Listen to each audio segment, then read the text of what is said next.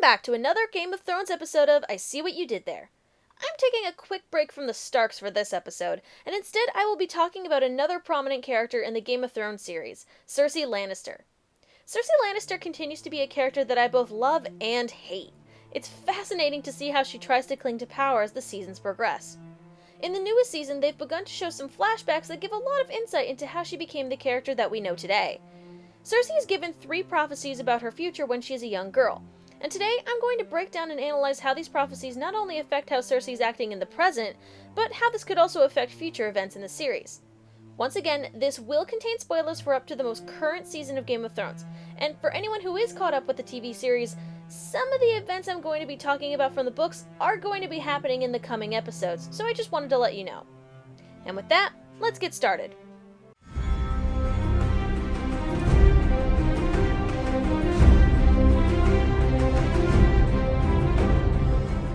When Cersei is a young girl, she convinces her friend Melara to go with her to seek out Maggy the Frog, a witch who lives in the woods who supposedly can tell you the future. This is done through some sort of blood magic, as Maggy must taste the blood of the person asking the questions. She tells Cersei that she can ask her 3 questions, because of course it's always 3 questions. The answers that she gets from these end up shaping Cersei into the controlling, cynical, and increasingly paranoid character that we see today. Cersei, will I wed the prince? Maggy, never, you will wed the king. At this point in her life, Cersei has been told repeatedly by her father Tywin that he will betroth her to Prince Rhaegar Targaryen. However, Rhaegar ends up marrying Arianne Martell of Dorne instead. She is Oberyn Martell's sister. Just as Maggy predicts, Cersei does not end up with the prince, but instead marries the king, in this case, Robert Baratheon. The first question doesn't give a whole lot of insight into possible future events, but it does establish a couple things about Cersei's personality. When she was younger, she was much more naive and dreamed of marrying a prince, but it's taken away from her and she's forced to marry Robert Baratheon, someone she doesn't love. It is this first prophecy that is absolutely confirmed to have happened, and serves as the basis for why Cersei believes that the other prophecies could take place. Cersei, I will be queen, though. Maggy, aye, queen you shall be, until there comes another, younger and more beautiful, to cast you down and take all that you hold dear. As we have seen with Cersei so far, she is constantly seeking out power and is very paranoid when it comes to trusting others. She takes great pride in acting as the Queen Regent when Joffrey and Tommen are too young to take command of the Iron Throne. Cersei tries to assume power by influencing her children, which becomes threatened first when Joffrey begins no longer listening to her, and later with Tommen as he starts getting advice from Margaery. We can attribute Cersei's obsession with power and her desperate attempts to keep Joffrey and Tommen under her control with this second prophecy.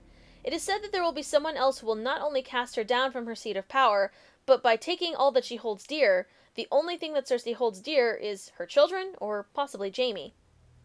I've broken down a list of the 4 most likely candidates for the younger queen that could be the one to take down Cersei.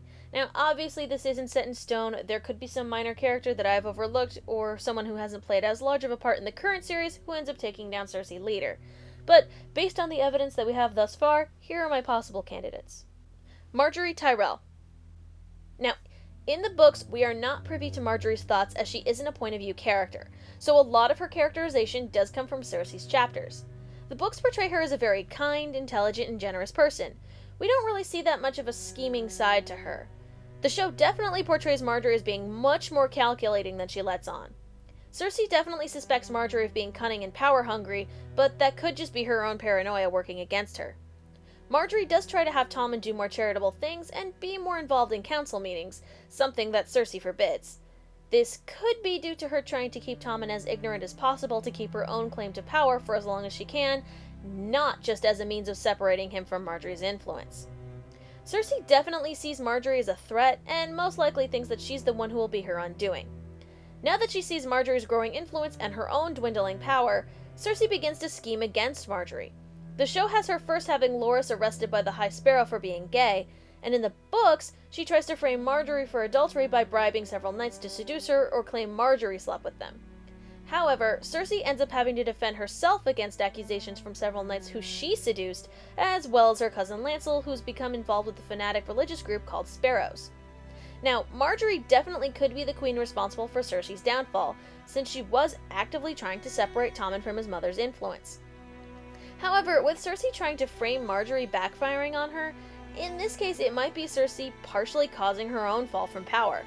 George R.R. Martin doesn't always make prophecies cut and dry. So the fact that Cersei so adamantly believes Margaery to be that threat could just be a big red herring. Daenerys Targaryen. The other very likely candidate who could take down Cersei is Daenerys Targaryen. Since the beginning, Dany has been plotting to take back the Iron Throne from the Baratheons who usurped her father, King Aerys the Mad. Now, I know she's gotten a bit distracted from her sail to Westeros plan with all the events taking place in Yunkai and Meereen, but it is possible that Dany could finally decide to just take her army of Unsullied across the Narrow Sea and take back the throne. Dany certainly has every reason to hate the Lannisters, so in her taking of King's Landing and assuming the throne, it's possible she could just kill Tommen and then claim the throne for herself. Daenerys' beauty is also something that comes up quite frequently, which could be a callback to Maggie's description of the queen being younger and more beautiful. With dragons and an army of Unsullied, if Dany ever does manage to get her butt over to Westeros, then she could become the queen who casts Cersei down. Sansa Stark. Now, although Sansa is not technically a queen, not counting the fan title of Queen in the North after the events of the Red Wedding, she could certainly fill the role in Cerseis Prophecy. In fact, she kind of already has done that, though inadvertently.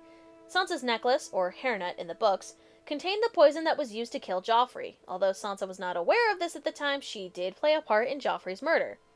The show is changing up Sansa's storyline quite a bit from the books, but in either case, it seems that Littlefinger is scheming to get Sansa married to a prominent noble family. Harry Harding in the book series, who is the next heir to the Vale after Robin, which Baelish wants to have killed, or Ramsay Bolton in the television series, so she can then try and reclaim the North for the Starks. A lot of Sansa's future is definitely in a transition state right now, and it's a bit difficult to see exactly where her storyline is going, but if, as Littlefinger tells Roose Bolton, if Sansa can lead the North against King's Landing, she could take down Cersei.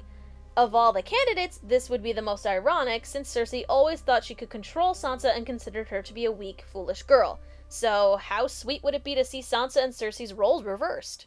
Arianne Martell. Okay, for any of you who haven't read the books, Arianne Martell is a character that is unfortunately cut from the television series, at least as of right now, and instead her plot is given to Ellaria Sand. Arianne is the daughter of Doran Martell, the Prince of Dorne, and she is the niece of Oberyn Martell. She doesn't agree with her father's choice to keep peace with the Lannisters after Oberyn's death, and instead plots with her cousins, the Sand Snakes, to try and use Myrcella Baratheon to take the crown from her brother. In Dorne, women have inheritance rights to the crown, so Arianne argues that Myrcella, being older than Tommen, should have a claim to the throne.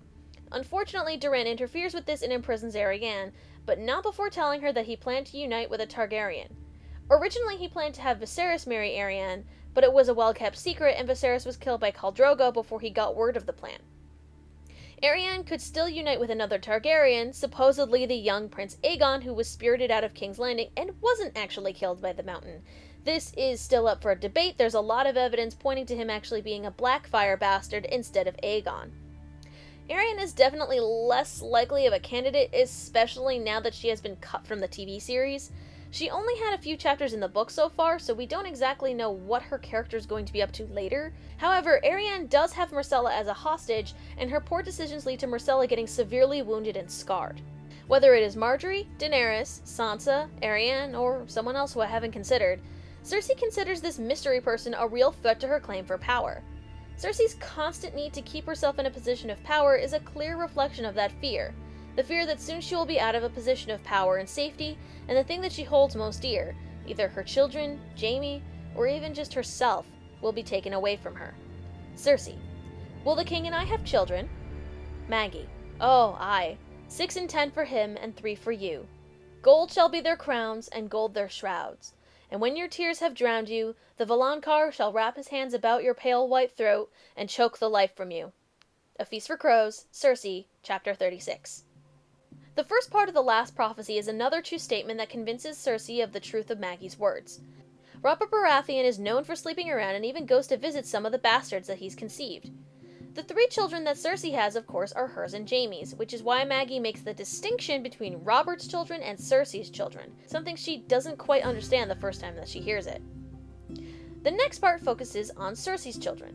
Gold will be their crowns, and gold their shrouds. The term crown could be taken 2 different ways.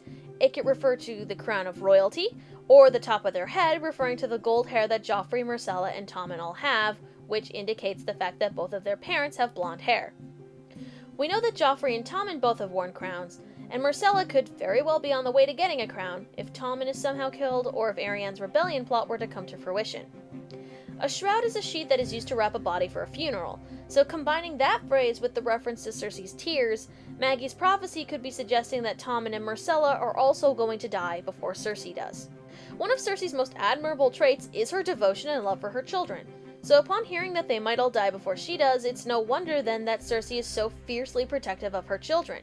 She wants to try to do all that she can to keep them safe, even going to extreme measures at times. Now, the term Valonqar is High Valyrian for little brother. So, if Cersei believes that the prophecies will come true, then it could be another reason for Cersei's behavior towards Tyrion. Now, obviously, she blames Tyrion for the loss of her mother, which could also be a powerful motivator for her clear dislike and later hatred of her brother. But, if she believes that Tyrion is going to be the reason for her death, it is no wonder then that she doesn't trust him, constantly tries to undermine his authority when he is acting hand of the king, and does everything she can to make sure he is found guilty at the trial for Joffrey's murder. Cersei fears what Tyrion might do to her, and her fears are compounded once he escapes from his cell and murders Tywin. Without Tywin's strength, and Jaime off on his own, Cersei's fears begin to get the better of her, and she becomes more and more paranoid. She truly believes, especially after Tywin's death, that Tyrion is the Valonqar who will kill her. Now, again, George R. R. Martin never has things just be black and white, and since Cersei, again, doesn't have the greatest judgment, Tyrion is not the only person who could potentially be the Valonqar. Again, I've narrowed down the suspect list to these. Jaime Lannister. Now, I think this would be the most appropriate since Cersei has absolute faith in Jaime and would never believe him to be the Valonqar. Jaime is technically the younger twin, so he could fit the bill for a little brother. Cersei and Jaime's relationship begins to sour once he makes it back to King's Landing, and Jaime really begins to see Cersei for who she is. When she calls for him to be her champion in a trial by combat, he does not answer her. Instead, he is focused on locating Sansa Stark to fulfill his promise to Catelyn Stark. Cersei is so convinced that the Valonqar is Tyrion that she doesn't even consider Jaime. Jaime's character really begins to show signs of becoming a better person, while Cersei is slowly spiraling downward as she loses more and more control. Tyrion has informed Jaime of Cersei's infidelity. She slept with several knights and Lancel while Jaime was captured by Robb Stark, although Jaime doesn't believe Tyrion. Although it is difficult to say what exactly would lead to that moment for Jaime to become so angry he would kill Cersei, it's entirely possible that this is where their story is leading. Numerous times Jaime and Cersei both say they will be together in life or in death. "I cannot die while Cersei lives," he told himself. "We will die together as we were born together." A Storm of Swords, Chapter 31, Jaime. "We will leave this world together as we once came into it." A Feast for Crows, Chapter 46, Cersei. "If he were dead, I would know it. We came into this world together, uncle. He would not go without me." A Dance with Dragons, Epilogue. Given the sheer number of times that they mention it, I will not be surprised then if Jaime does end up killing Cersei, but then kills himself out of grief for her. Now, the term little brother does not necessarily mean that it has to be Cersei's little brother. Taking that into account, there are several characters who fit that description who could end up killing Cersei. Stannis Baratheon. He believes Ned's claim that Cersei's children are bastards, and he would not hesitate to kill Cersei should the need arise. Loras Tyrell. He is gravely injured in the books, but if he does manage to make it back to King's Landing alive, if he finds out that Cersei is responsible for Margaery being accused of adultery, he could end up killing her. Aegon Targaryen. Assuming that he actually is Aegon, he could seek revenge for his mother and sister's deaths. There are numerous others that could fit that description, but are less likely. Sandor Clegane, Tommen, and Tristan Martell, for example. Some fans speculate that Valonqar may also just refer to a younger sibling in general, as sometimes High Valyrian is gender neutral. If we open it up to younger sisters as well, then there are even more possibilities. Any of the surviving Stark children, Arya killing Cersei would certainly be an interesting end for her. Daenerys Targaryen, Asha Greyjoy, and any of the Sand Snakes with the exception of Obara since she's the eldest. There are certainly a lot of possibilities for who could end up being Cersei's murderer, but overall, the most likely are Jaime and Tyrion. So yeah, a lot of Cersei's behavior in the books, whether it's her protectiveness towards her children, her constant need for power, or her slow descent into paranoia and distrust, can be traced back to that memory of Maggy the Frog's prophecies. Did knowing her future ahead of time cause Cersei to make the choices that would then lead to them, or was it an inevitable fate? There are still a lot of unanswered questions at this point in the Game of Thrones series, and hopefully we will have our answers soon. Maybe Martin will actually get that book done next year. So, who do you think is the younger, more beautiful queen who will take down Cersei? Do you think her children will all die before her? And if Cersei does die by the hands of the Valonqar, who do you think it is? Post your thoughts in the comments below. I'm really curious to see what you guys think is going to happen in the coming episodes and books. That's all for today's episode. I'm Calluna, and thanks for tuning into I See What You Did There. See ya!